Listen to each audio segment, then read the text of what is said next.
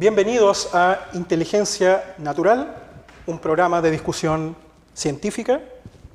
Me acompañan mis colegas Klaus Bigger, Pietro Porchile y, por supuesto, el invitado en esta ocasión, nuestro decano Patricio Porchile, decano de la Facultad de Ciencias Naturales, quien nos acompaña.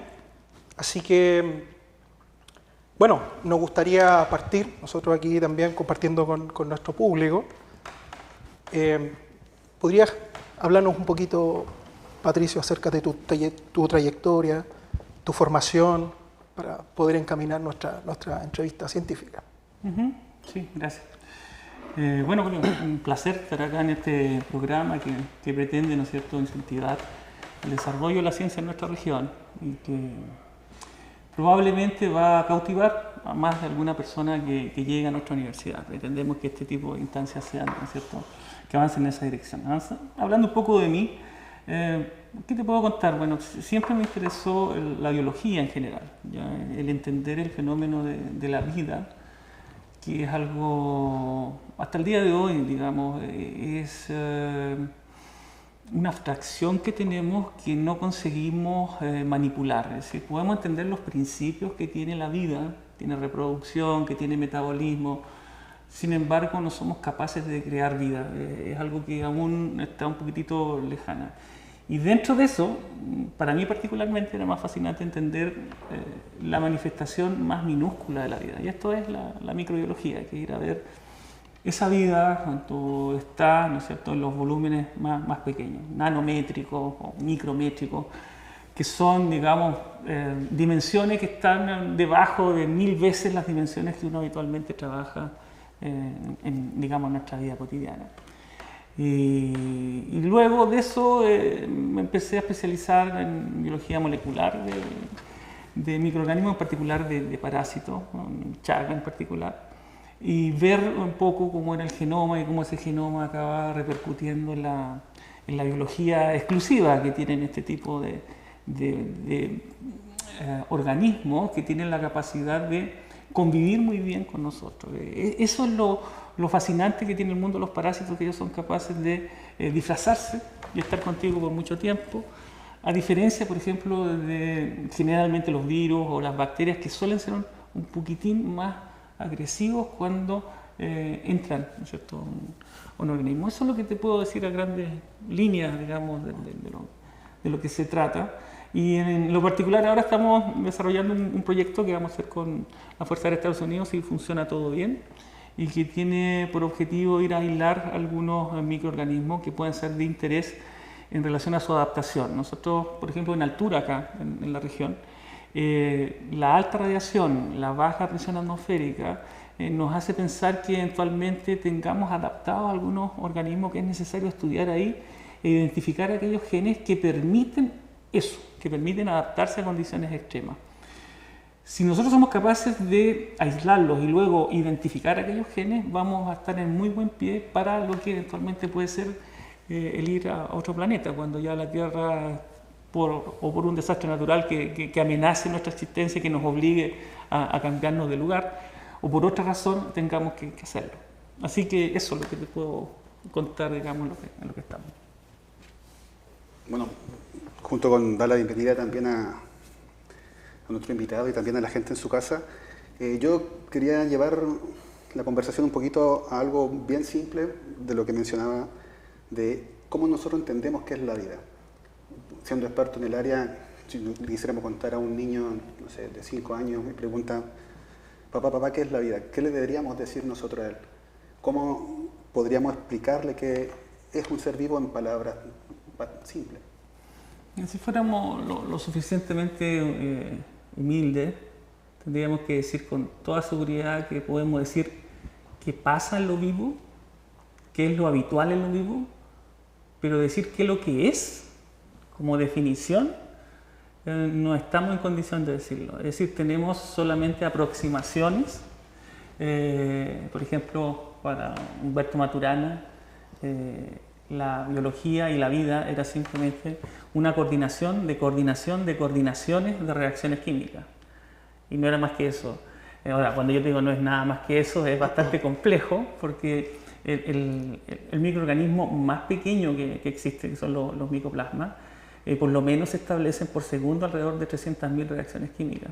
Por lo tanto, coordinar esas reacciones es lo que, digamos, es donde está lo que se tiene que avanzar en comprensión. Es cómo se consigue esa coordinación de reacciones. Esa es una parte.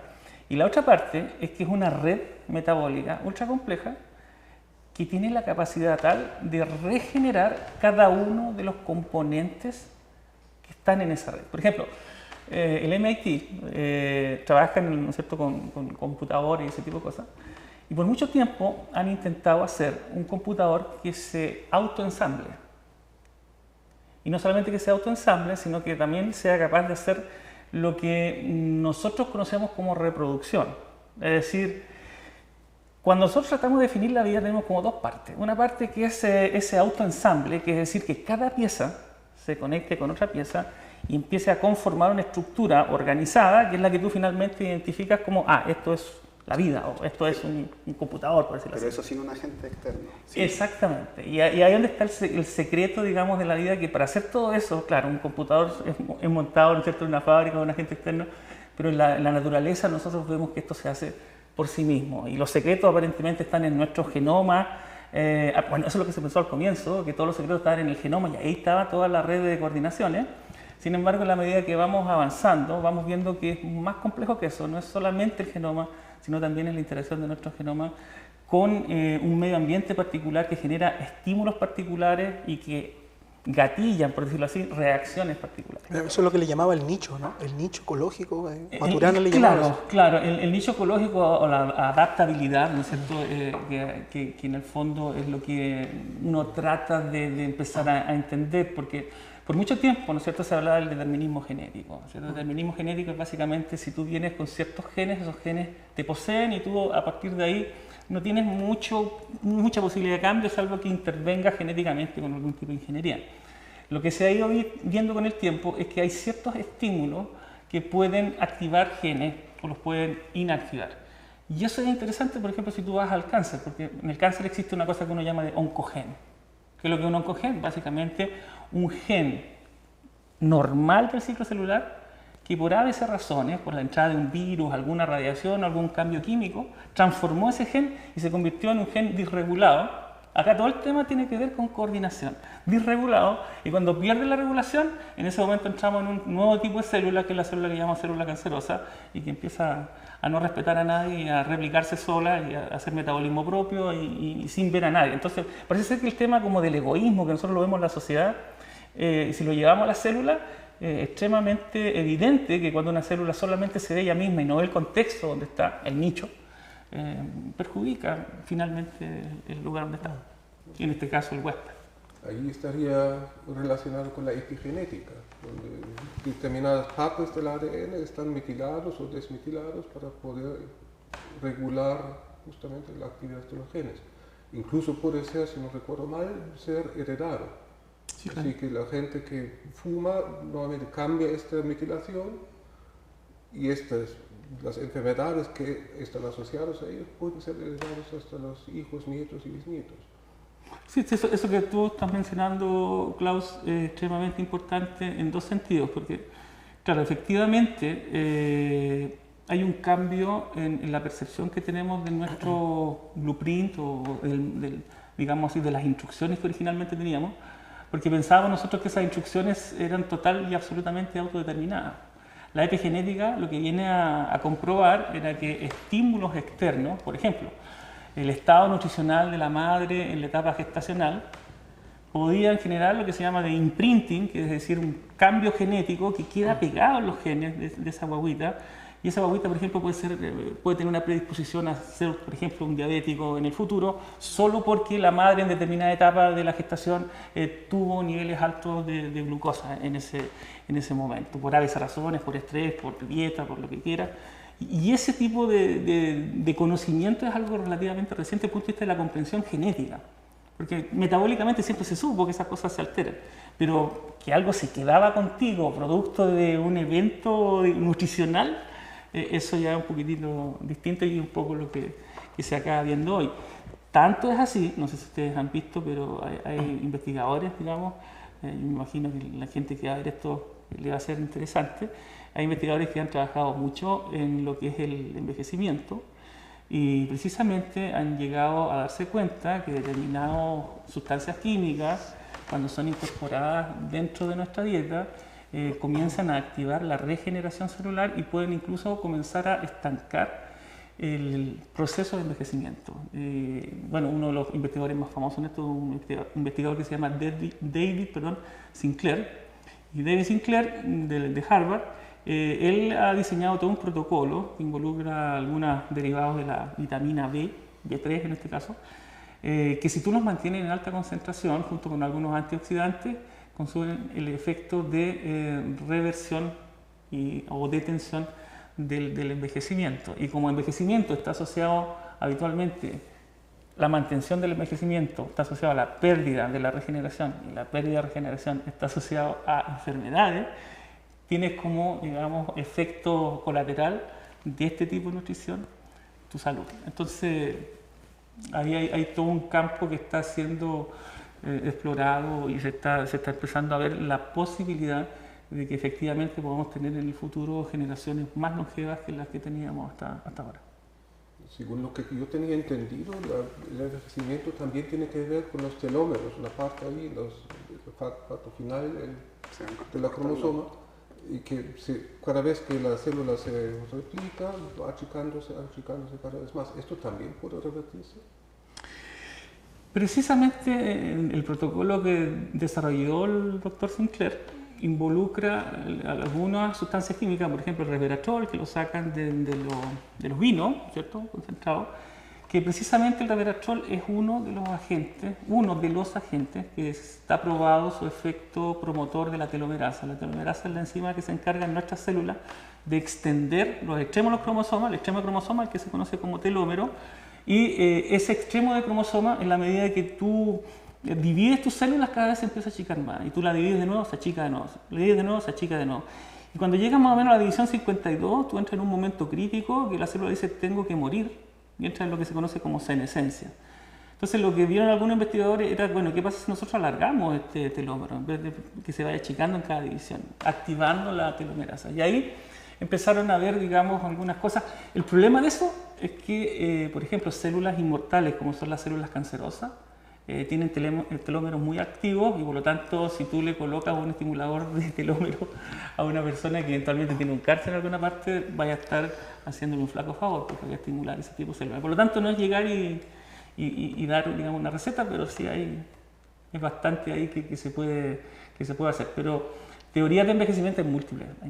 Entonces la de los telómeros es una, la de los antioxidantes es otra, la de la salud mitocondrial es otra, y existen otras nuevas más metabólicas que hay. Así que es un mundo que está ahí por explorarse, digamos. Pero bajo esa lógica, tú decías, al alargar por el telómero, ayuda al cáncer, entonces acortarlo lo mataría, ¿no? No es tan así. Lamentablemente el tema del cáncer es un fenómeno, un poco para educar ahí a nuestros auditores. Primera cosa, el cáncer raramente es un fenómeno unigenético, es decir, raramente es un solo gen que cambió y ese solo gen es suficiente para causar que una célula entre en cáncer. Para que me entiendan un poco afuera las personas que no están viendo. Imaginémonos un auto. Imaginémonos un auto, pero este es un auto del futuro. Entonces, este auto del futuro, tú supongamos que se le echa a perder el acelerador. Ese sería un oncogen, ¿ya? Se le echó a perder el acelerador. Pero si ese auto se le echa a perder el acelerador y tú tienes bueno el freno, aún no es problemático porque aún, aunque tenga ¿no es cierto?, el acelerador abajo, pero si el freno está funcionando, no va a tener problemas. Y si tenéis bueno el volante, también podrías hacer alguna maniobra para mandar el auto a un lado y dejar de chocar al resto.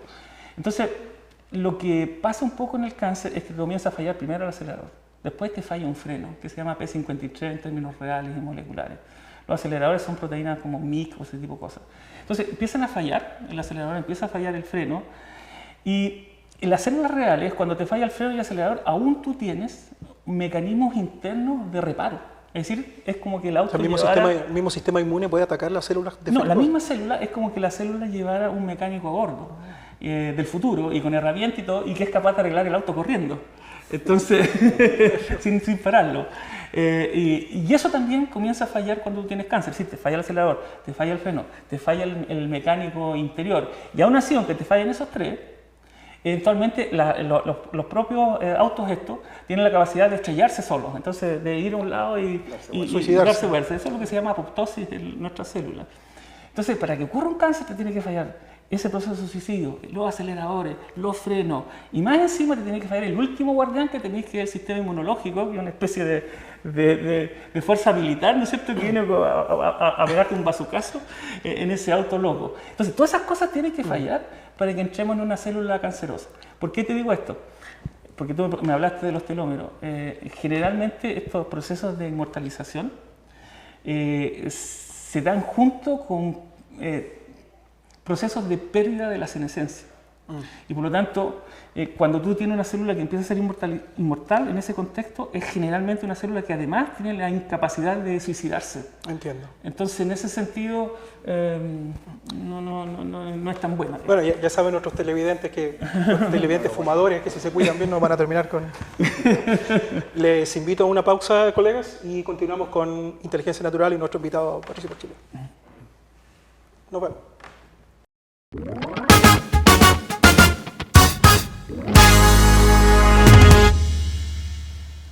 De regreso con nuestro segundo segmento en nuestro programa Inteligencia Natural. Estábamos conversando con Patricio acerca de, temas varios. Del cáncer. A mí se me quedó una... El cáncer tomó el protagonismo. A mí me quedó una pregunta aquí. Sí, está conectada. Hace poco tiempo, esto del descubrimiento del genoma, se pensó en algún momento que se había descubierto de alguna forma todo en referente a nosotros como seres vivos. Mi pregunta es, y conectándolo un poco con lo que estábamos hablando del cáncer, si somos capaces de detectar que falla el auto en distintos procesos, ¿qué deberíamos hacer para no tener tanta gente que padezca de cáncer? ¿Cuál sería una recomendación? ¿Hacerse exámenes para ver si el mecánico está fallando o el freno tiene algún problema? ¿O tiene que ver como decía, con el entorno? Me refiero a la alimentación, qué comer, qué no comer, los buenos hábitos que se nos ha dicho siempre.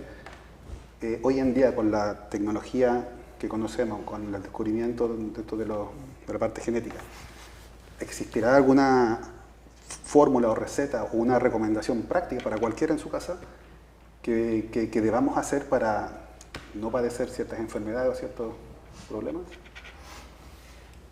Desafortunadamente, la respuesta no es simple a esa pregunta, desde el punto de vista de que, si bien sabemos que la nutrición influye de forma decisiva en la activación o no de algunos genes, es más complejo que eso. Es decir, lo primero que tenemos que entender es que nosotros somos una ecología que está dada por nosotros, más algunas bacterias que empiezan a habitar en tu intestino, que habitan en tu piel, algunos virus que tú ya tienes dentro de tus células, y que de acuerdo al mismo proyecto genoma representa alrededor del 30% de tu genoma.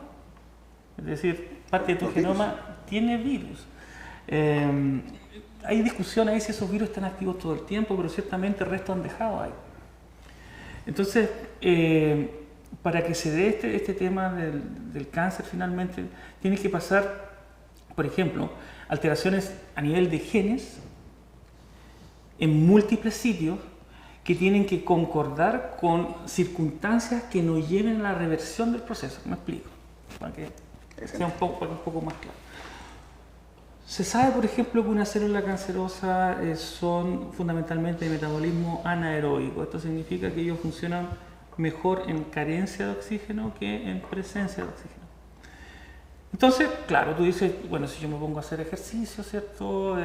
Yo hago mucho ejercicio, de alguna manera me estoy protegiendo. ¿No es cierto? Es cierto, porque el ejercicio estimula por un lado el sistema inmunológico para que gatille estos bazucazos a esas células que se pongan locas, y por otro lado estimula al metabolismo de aquellas células que consumen oxígeno. Sin embargo, ¿qué pasa? Las células cancerosas cuando empiezan a aparecer en algún sector generalmente son muy rápidas. De hecho, el término neoplasia significa nuevo crecimiento, y ese nuevo crecimiento generalmente acelerado, no es un crecimiento lento. Generalmente las cosas más benignas son lentas, pero las cosas demasiado aceleradas tienden a ser bastante graves. Entonces, en ese proceso de velocidad, generalmente cercan sitios y empiezan a aislar el sector donde están. Y por lo tanto, ese sector donde está, por ejemplo, no le va a llegar suficiente circulación, tampoco le va a llegar suficiente oxígeno, entonces se aísla y empieza a generar el microambiente para estimular eso. Entonces, claro, tú podrías estar pensando que al estar haciendo ejercicio, por colocarlo como una variable en las múltiples, estarías haciéndola de oro y está espectacular. Sin embargo, si está pasando eso en un sector, es poco probable que uno pudiera estar controlando ese tipo de generación. Por lo tanto, ciertamente en la medida que sofistiquemos los mecanismos de diagnóstico y seamos capaces de accesar al metabolismo completo, una especie de metabolinoma completo, que son test que hoy en día se hacen a nivel de célula, pero cuando lleguemos a nivel de organismo, probablemente vamos a estar en condiciones de eso. Con la inteligencia artificial, con el mismo desarrollo biológico, yo creo que en un lapso tal vez de unos 10 años vamos a estar en ese plano, con costos más o menos importantes.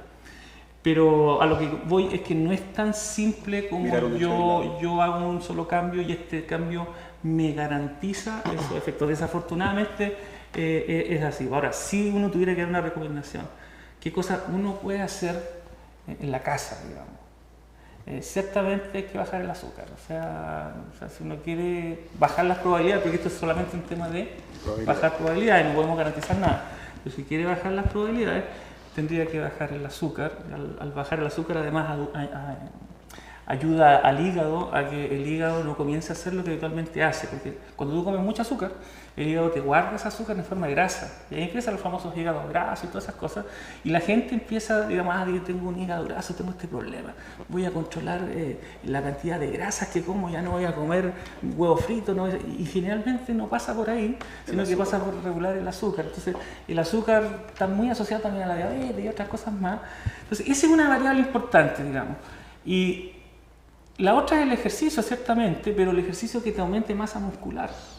No el ejercicio tan de caminar, porque el ejercicio tan de caminar es un ejercicio un poquitito, desde el punto de vista de estímulo metabólico, suave. No es que sea malo, pero es muy suave muchas veces para conseguir el efecto de protección. Si tú te quieres proteger, por decir así, de una diabetes, la mejor manera de protegerse es teniendo más masa muscular. Y eso significa pesar, ¿no es cierto? Y aumentar la cantidad de consumo de esas células de azúcar, por ejemplo.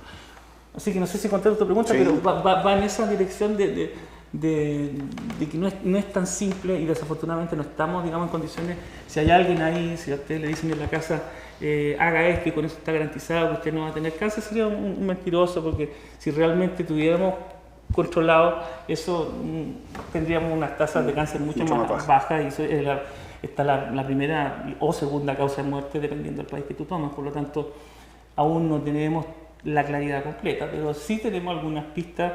El azúcar es una de ellas, el estímulo del sistema inmunológico es otra.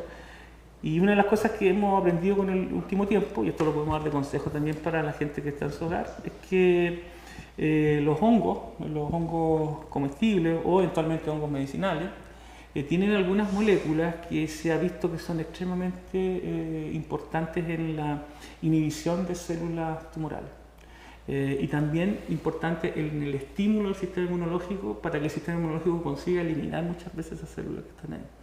Así que eso también puede ser un consejo práctico que uno pudiera, digamos, dar, que sería agregar a la dieta y bajar un poco la carne, porque la carne en algunas ocasiones es oxidada y el sistema inmunológico tiene que procesarla como un agente inflamatorio. Entonces, si uno fuera balanceando, porque lo que se sabe es que cuando tú tienes sobre cierto porcentaje, supongamos que sobre un 30% de tu dieta es pura carne, ahí comienzan los procesos inflamatorios. Si lo tienes abajo el 30, 25, 10, qué sé yo, no pasa nada. No. Entonces todo tiene que ver con equilibrio, tiene que ver con cantidades, no es un tema de todo o nada, sino que más bien es cuánto.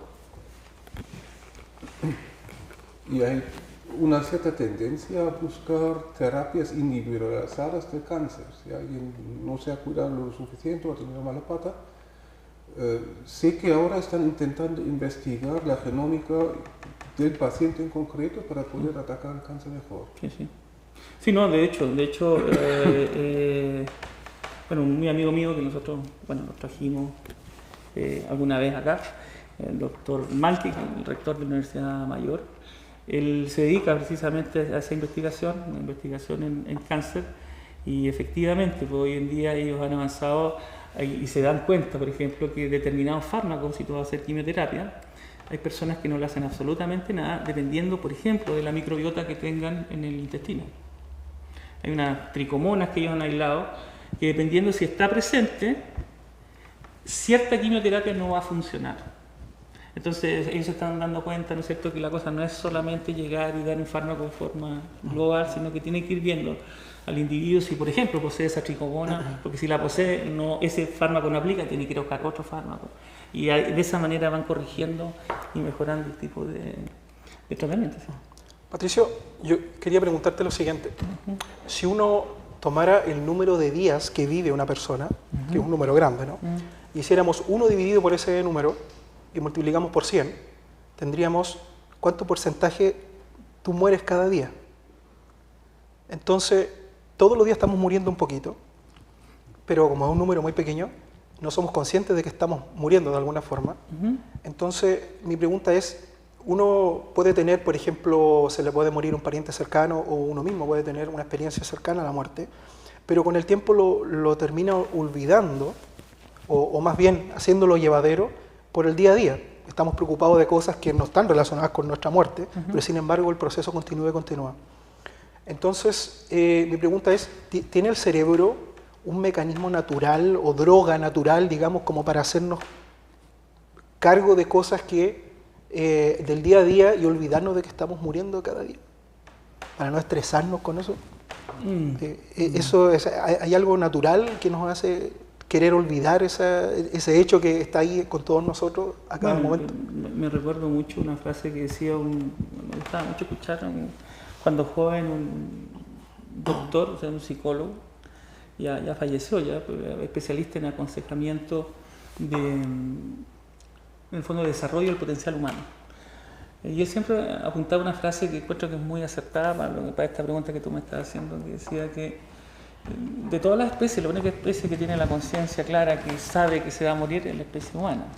Sin embargo, es la única que parece negarlo de forma más profunda. Es decir, todo el mundo sabe que se va a morir, pero actúa como que si no. Claro. Entonces hay un dispositivo psicológico de sobrevivencia que tenemos y que hace parte, ¿no es cierto?, del diario vivir, porque si nosotros utilizáramos nuestra imaginación pensando que efectivamente no estamos muriendo, yo creo que probablemente gatillaríamos en los mecanismos de sobrevivencia que van en contra de eso. Me explico. Tú tienes 2 sistemas que funcionan en tu cuerpo. Un sistema que se llama sistema nervioso simpático, que es un sistema de huida, que se activa cada vez que tú ves un estímulo que tú, digamos, disiernes que es un estímulo agresivo y que te puede matar. Y tiene un sistema parasimpático, que es el que se activa cuando tú ves que las cosas están en condiciones, y ahí se activa el sistema parasimpático y es el momento de nutrirse, de dormir, de entrar a hacer eso. Entonces, ¿qué pasa? Que la energía es limitada. Entonces, si tú estás ocupando la energía en activar el sistema simpático, no puedes estar ocupando la misma energía para el parasimpático, se produce una exclusión automática. Entonces, si uno viviera en esta condición que tú me mencionas de estar pensando todo el rato, ¿no es cierto?, en alerta, lo único que estarías haciendo es estimular un estado de alerta permanente con consumo de energía y no tendrías energía para hacer los procesos de regeneración que se hacen durante el descanso, lo que hace menos probable la protección precisamente de lo que se pretende curar. Entonces yo creo que tal vez de forma natural esa conciencia nos permite vivir de forma más satisfactoria, porque si lo hiciéramos de esa manera, si tuviera esa conciencia tan aguda, entonces no acabaría perjudicando más que ayudando desde el punto de vista. La naturaleza lo sabe y lo hace por nosotros. Sí. Que al final sale solo, digamos, no hay que hacer un esfuerzo. Práctico, aunque puede ser cultural también, pero sí, puede ser. Sí, yo creo que es más cultural porque abre la pregunta que es la conciencia. ¿O la conciencia está alojada en la biología nuestra, o es una abstracción, o es producto de reacciones químicas? Entonces nos empezamos a alejar un poquito de la biología y nos acercamos mucho a la filosofía, la forma de enfrentar un poco qué entendemos por conciencia. Sí. ¿Por qué menciono esto? Yo lo quiero retomar un poquito, llevar el tema a lo que mencionaba recién de la inteligencia artificial. Yo partí preguntando qué es la vida. Y me explicaba que era conjunto de eventos que se tienen que dar condiciones sin un agente externo para que se produzca lo que llamamos vida. Y en el caso de la inteligencia artificial no funciona así porque tiene que estar el programador atrás, el agente externo. La pregunta es, y se han hecho intentos de hacer computadoras, pero tienen o sea, computadoras biológicas tienen esa limitante. Mi pregunta es, ¿cree que el desarrollo de la inteligencia artificial actual es algo positivo para nuestra sociedad? O porque hay varios científicos que han hecho un llamado a bajar un poco la implementación, la automatización, el estudio, incluso la implementación un poco más social, con el fin de regularla porque podría tener consecuencias un poco fatales. Mi pregunta apunta un poco en eso. ¿Cree que el desarrollo de la inteligencia artificial es algo que deberíamos tomarnos para después? ¿No estamos preparados como sociedad? ¿O estamos preparados como sociedad? ¿Es una creación de nosotros los seres humanos y somos capaces de sobrellevarla y que no se produzca, voy a citar una película, no sé, que no aparezca un exterminador en el futuro, un Skynet, no sé? ¿Qué piensa respecto a eso, su visión como científico? Sí. Disculpe, les invito a un receso y volvemos con la respuesta de la pregunta de Pietro. No se vayan.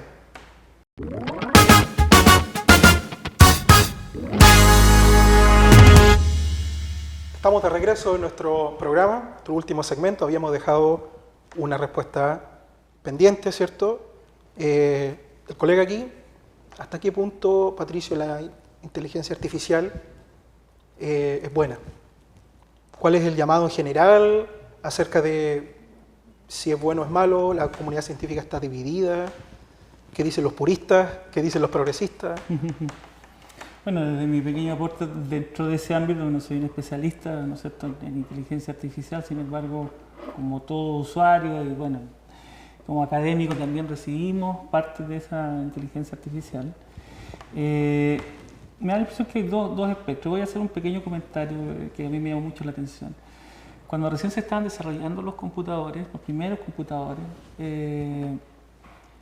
los investigadores se empezaron a dar cuenta que algunos computadores empezaron a hacer un fenómeno que llamaban fenómeno de obsesión o fenómeno de delirio.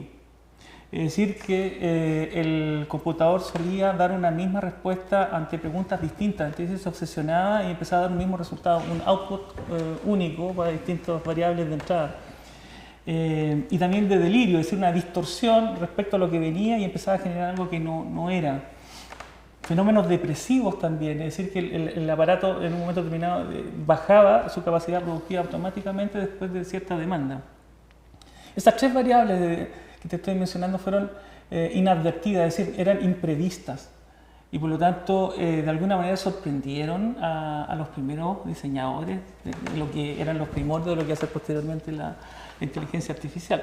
Entonces, desde ese punto de vista, a mí me da la impresión que, claro, que es posible que en algún momento determinado, si se avanza en una inteligencia artificial que no tenga algún tipo de control a través de la programación que se le está haciendo, nos vamos a encontrar con muchas cosas eventualmente inesperadas que en algunos casos pudieran ser perjudiciales, porque yo no sé hasta qué punto, por ejemplo, en la inteligencia artificial nosotros podemos programar una especie de ética de software, o sea, por ejemplo, que una inteligencia artificial nunca puede hacer algo en detrimento de un ser humano, como las leyes robóticas de Asimov.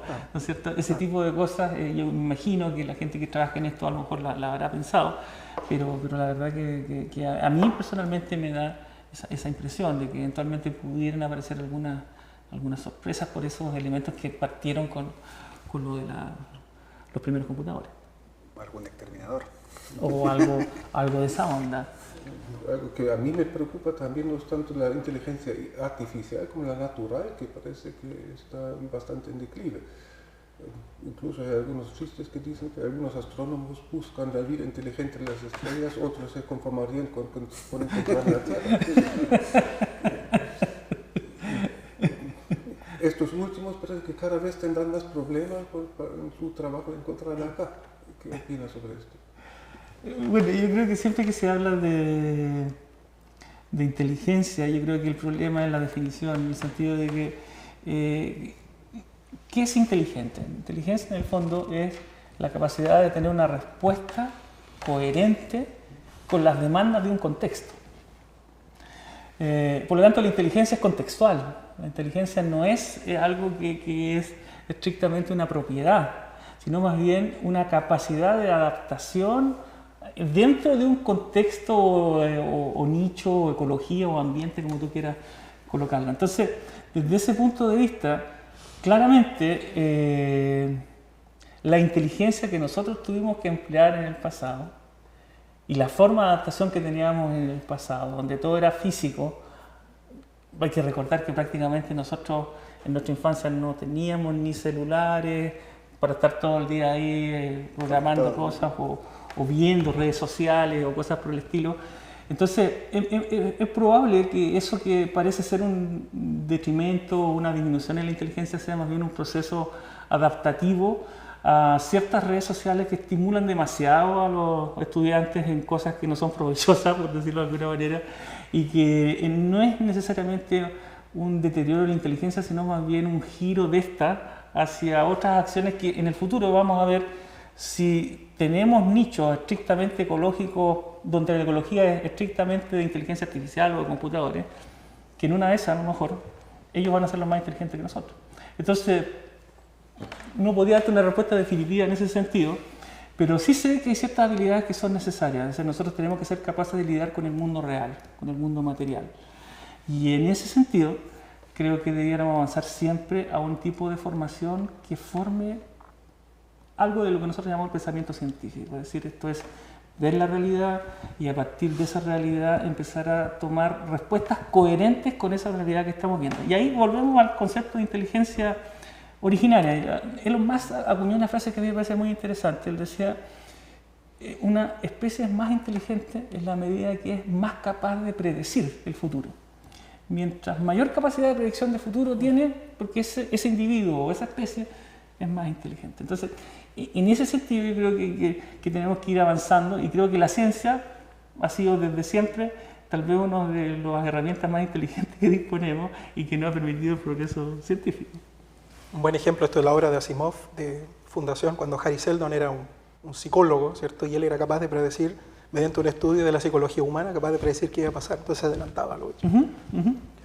Patricio, ¿qué estamos haciendo en la UDA para fomentar la inteligencia natural? ¿Qué estamos haciendo en la facultad en particular? Sí, bueno, la Facultad de Ciencias Naturales, que es la facultad que encabezo, es una facultad que se ha complejizado en los últimos años, ¿no es cierto? Hemos aumentado la dotación de docentes para ir ampliando el espectro de científicos que tenemos. Inicialmente la cantidad de científicos que hacían investigación en la universidad era bastante baja. En los últimos años se está llegando a que por lo menos prácticamente el 70-80% de los docentes ya hacen, ¿no es cierto?, un tipo de investigación. Y en el caso particular de nuestra Facultad de Ciencias Naturales, nosotros tenemos varios ámbitos en los cuales se está trabajando. Uno de los más promisorios a futuro, el que trabajan, ¿no es cierto?, ustedes mismos, ¿no es cierto?, que tiene que ver con la astronomía. Hay una valorización de nuestro cielo y comprender, ¿no es cierto?, lo que nos pasó, ¿no es cierto?, en el pasado, y ir a entenderse esos fenómenos que tienen mucho que ver con el ámbito de experticia que tienen ustedes, ¿no es cierto?, que es la física. Y se está avanzando demasiado en lo que es la ecología y el estudio de remediación ambiental, nanotecnología, buscar nuevas fuentes de energía a través del hidrógeno, nuevos materiales. Entonces se está avanzando tanto en la química como en la biología, como en ciencias vinculadas a la física, donde, claro, sería lato de explicar los distintos elementos que se están desarrollando, pero esa puede ser, digamos, el abanico general de desarrollo, ¿no?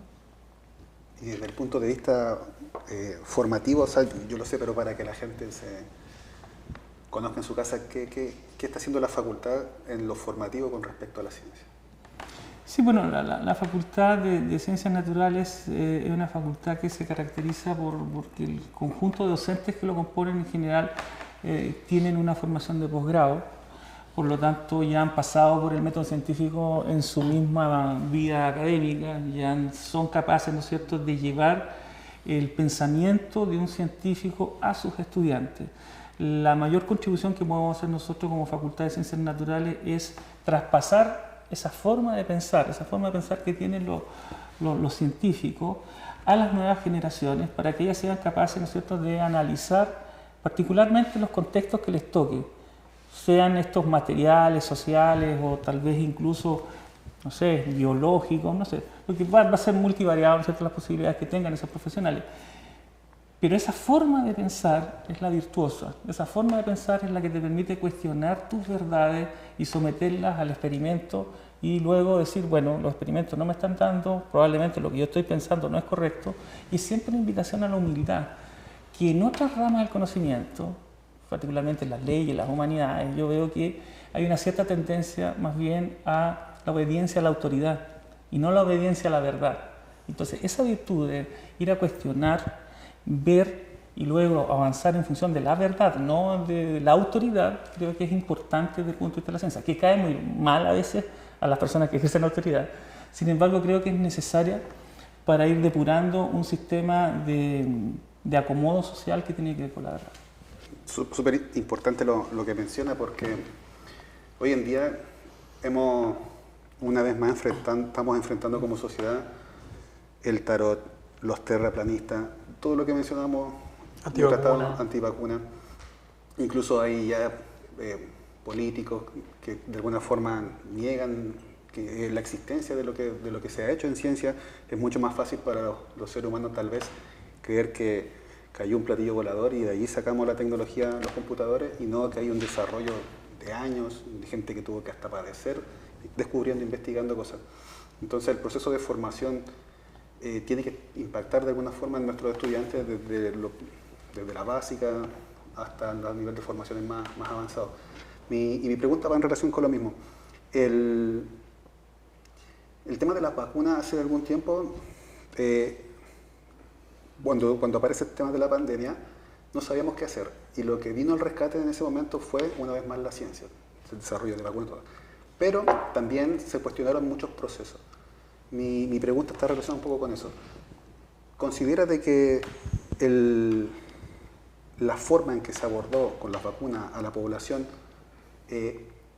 por la necesidad de lo que estaba sucediendo fue correcto, fue muy invasivo, o aún no sabemos las consecuencias que va a tener como sociedad por cómo se han hecho algunas cosas? Me refiero, hay gente que manifiesta ciertos padecimientos después de haber tenido ciertas inoculaciones. Entonces todo eso, ¿hasta qué punto tenemos que como seres humanos probar para poder tener un bien común, pasando de alguna forma a llevar los bienes individuales? De nuevo, yo creo que durante toda la entrevista, creo que siempre he hecho como un apelo a la humildad desde el punto de vista del conocimiento científico. Es decir, el conocimiento científico es siempre, alguien dijo por ahí que la medicina que tenemos hoy es un conjunto de errores que se cometieron en el pasado con pacientes reales y tratamientos que no sabíamos si iban a funcionar. Entonces, la arrogancia en la ciencia también es peligrosa. Es decir, el pensar que porque es científico y es lo que sabemos en este momento es la única verdad y por lo tanto todo el mundo la tiene que aceptar porque es la verdad científica. La verdad científica, para que sea científica, tiene que ser probada una y otra vez. Y eso es lo que le da la consistencia, el valor. El problema de la pandemia fue la velocidad con que se hizo el trabajo, que de alguna manera abrevió procesos que a lo mejor necesitaban más tiempo.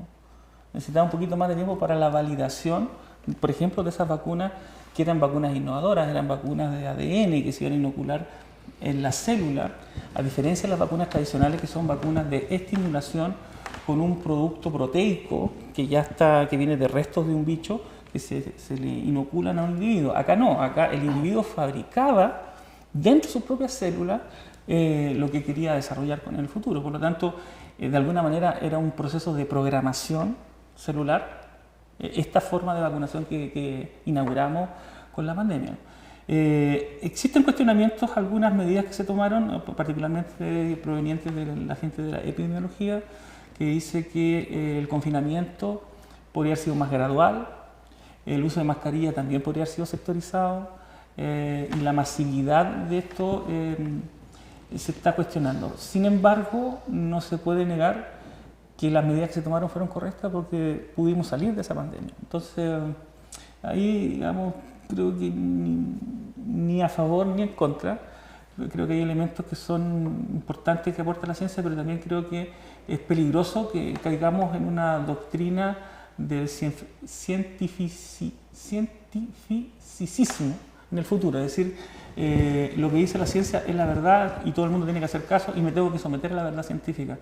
Creo que no debemos llegar a ese nivel donde atentemos contra las libertades individuales. Yo creo que por mucho que la ciencia sea muy buena, no podemos colocarla como una especie de diosa rectora de la verdad, porque esa verdad en última instancia es contextual y eventualmente modificable.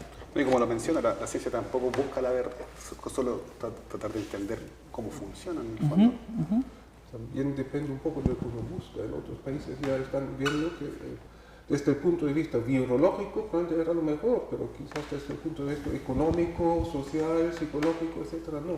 Falta ahí un cierto equilibrio, buscarlo también, no solamente con la parte de la ciencia que se está dedicando directamente al problema, sino también con las partes de la ciencia que están dedicándose a todos los problemas derivados o que podían derivarse de las medidas que están tomándose. Sí.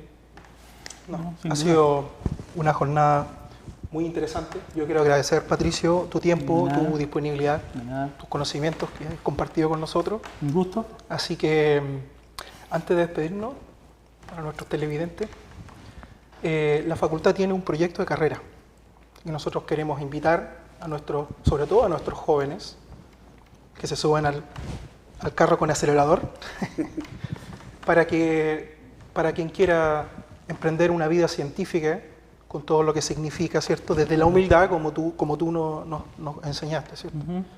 Querer emprender una carrera científica, tiene las puertas abiertas de nuestra facultad, ¿cierto? Las 3 líneas, física y astronomía, medio ambiente y paleontología. Así que nuestros jóvenes que están pensando tienen las puertas abiertas aquí para iniciar su carrera científica. Y les agradezco, Klaus, Pietro, muchas gracias por estar acá. Y a ustedes les invito a nuestro siguiente programa de Inteligencia Natural. Que tengan buena jornada.